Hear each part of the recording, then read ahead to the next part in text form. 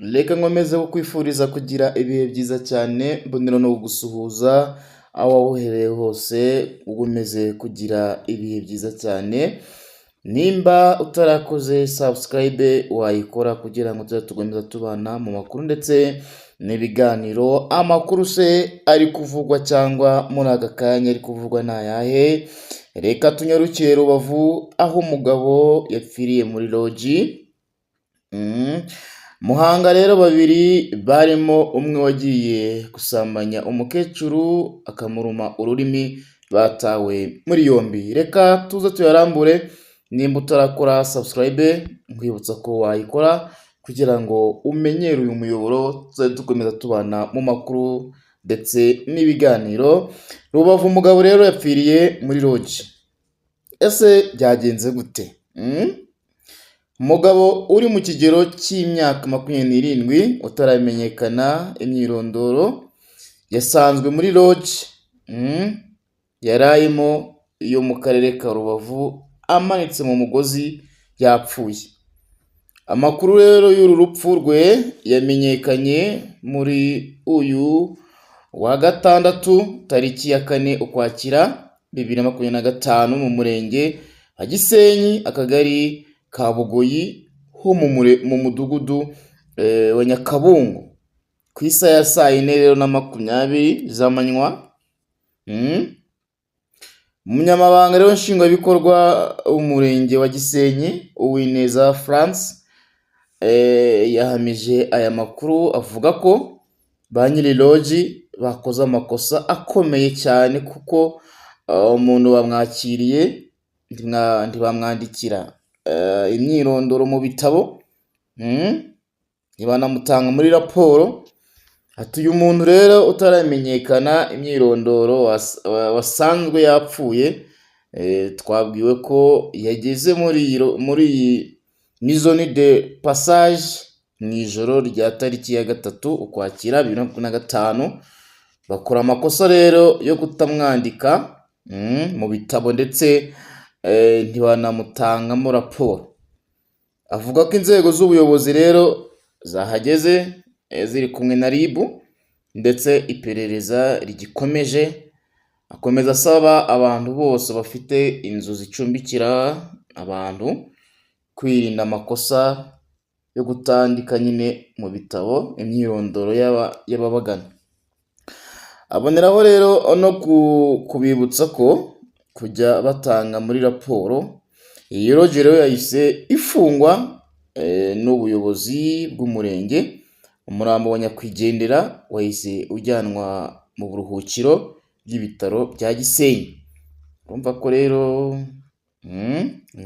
uyu mugabo nta myirondoro ye yamenyekanye. Urumva ko ni bya bintu nyine ndamakosa.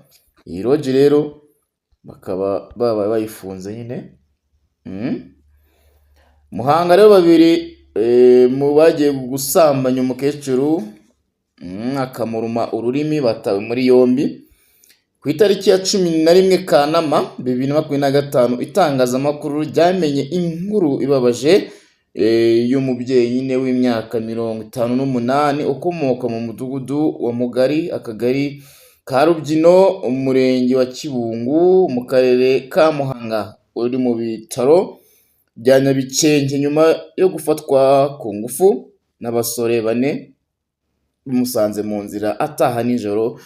Uwo mugore rero yavuze ko ibyo byabaye ku itariki ya 7 Kanama 2025 ubwo yari avuye mu rugendo agiwe nijoro. Yagize ati bamwe barankubise abandi banja hejuru yanjye baransambanya ku gahato. Utukingirizo bakoreshaga rero baturekera aho ngerageza kwirwanaho biranga kubera ko bankubise nkanekekara, ariko narababonye n'amaso yanjye bari abasore 4. Yakomeje avuga ko ubwo yafashwe nyine ku ngufu yagerageje kwirwanaho akaruma umwe ururimi. Ati icyo natekereje icyo gihe ni ukwihagararaho namuruma ururimi turarufata turujyana kuri RIB.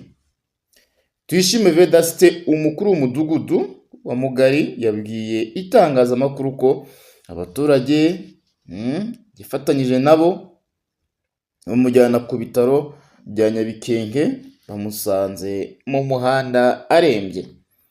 Yagize ati twahasanze rero udukingirizo 4 twakoreshejwe ndetse tubona n'igice cy'inyama y'ururimi.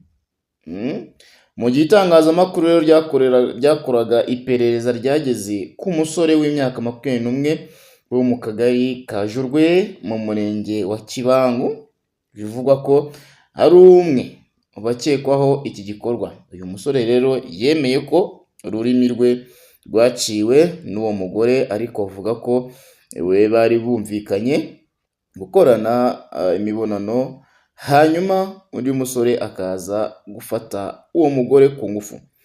Yagize ati mugenzi wanjye we yahise amusambanya ku ngufu, yari yasinze, nge nari numvikanye nawe n'uwo mugore mbere, ariko nkiri kumwe nabo nagiye kumukuraho ahita aba mu rurimi, ariko nari ntarabikora. Umuvugizi wa polisi rero mu ntara y'Amajyepfo CP Hassan Kamanzi yahamirije itangazamakuru ku itariki ya 10 Kanama ko iperereza ryatangiye, kandi ko abo basore babiri bakekwaho icyaha bafashwe bakaba barashyikirijwe urwego rw'ubugenzacyaha RIB. Yagize ati warumye ururimi rero yararuciwe cyangwa rwavuyeho, we na mugenzi we bafashwe kandi ubu bari mu maboko ya RIB. Amategeko y'u Rwanda mu ngingo y'134 itegeko rigena ibyaha n'ibihano muri rusange avuga ko umuntu wese ukorana n'abandi kurenza umwe bagafatanya gukora imibonano mpuzabitsina ku gahato ahanishwa igifungo cya burundu. Urumva ko rero abasore batawe muri yombi bakekwaho ibyo byaha. Rusizi rero umukecuru w'imyaka 64 yaguye muri ruhurura. Igitondo cyo ku itariki rero cyo ku cyumweru tariki ya 5 Ukwakira 2025 mu mudugudu wa Mpongora akagari ka Gatsiro, umukecuru w'imyaka 64 yaguye muri ruhurura. Ubwo yaguye muri ruhurura nyine ahita yitaba Imana. Yakwigendera ni Mukankusi. Mukankusi rero wari utuye mu mudugudu Rubenga ya 2 akagari ka Kagara mu murenge wa Gihundwe. Amakuru avuga ko nyine yaguye muri ruhurura mu masaha 4 z'ijoro. Murambo we nyine ukaboneka mu gitondo cya kare ahagana saa 12. Bamwe mu baturage rero baganiriye n'itangazamakuru bavuze ko bamaze igihe kinini bataka ikibazo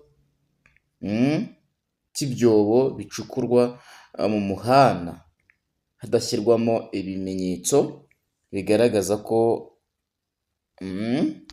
aha hantu hateza cyangwa hateza impanuka, kandi uyu muhanda ukoreshwa n'abantu benshi. Umwe muri bo rero yagize ati hashize igihe dutanga ibitekerezo ko ibyobo bicukurwa byashyirwaho ibimenyetso ariko ntibikorwe. Uyu mukecuru rero niwe uguye muri ruhurura, ariko n'abandi bashobora kuzabigwamo. Twifuza ko rero bagira icyo bakora mbere y'uko haboneka abandi bantu bagwamo. Urumva rero ibyo byobo bicukurane w'umuhanda ariko ntibashyire ikimenyetso cyagaragaza ko umuntu ashobora kugwamo. Ese biba byatewe n'iki? Amakuru ava rero mu baturage yemeza ko bwa nyuma Mukankusi yabonetse kuwa gatandatu tariki ya 4 Ukwakira 2025 ahagana saa 9 z'amanywa, ndetse yari yagiye gusangira inzoga mu kagari ka Shangasha, aho ariko ni mu karere ka Rusizi. Kayiranga Tofili, umuyobozi wungirije w'umurenge wa Gihundwe ushinzwe imari n'ubutegetsi, akaba anahagarariye umunyamabanga nshingwabikorwa w'umurenge, yemeje iby'uru rupfu. Yagize ati nibyo uwo mukecuru witwa Mukankusi Eliya yasanzwe muri uru ruhurura ahakorerwa umuhanda. Twabimenye saa 12 za mu gitondo, tubwiwe n'abakinnyi b'umupira bari bagiye gukina. Yakomeje avuga ko rero amakuru bahawe n'umuryango wa nyakwigendera agaragaza ko yari azwiho gusinda kenshi agataha bwije, bityo rero bikekwa ko yaba yaguye muri ruhurura yasinze. Ati uwo mukecuru yari asanzwe akunda inzoga. Amakuru aturuka rero mu muryango we avuga ko yaba yagiye kunywa mu kagari ka Shangasha, bikaba bikekwa ko yaguye muri ruhurura ubwo yari atashye nijoro.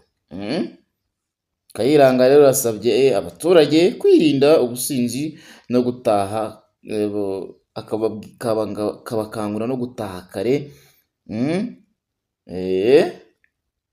anizeza ko ubuyobozi bugiye gukorana n'inzego bireba kugira ngo uyu muhanda ukorwe vuba kandi ibyobo bicukuwemo bisibwe. Nyuma yaho rero umurambo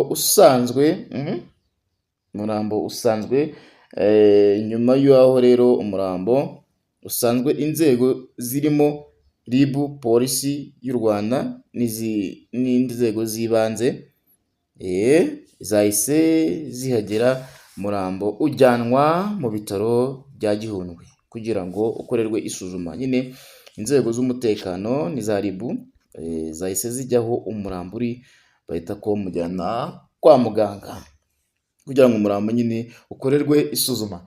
Reka rero tubashimire mwebwe mugomeza kuba natwe mu makuru yacu agiye atandukanye. Nimba utarakora subscribe, nakwibutsa ko wayikora kugira ngo tuzakomeza tubana mu makuru ndetse n'ibiganiro. Mugire umunsi mwiza.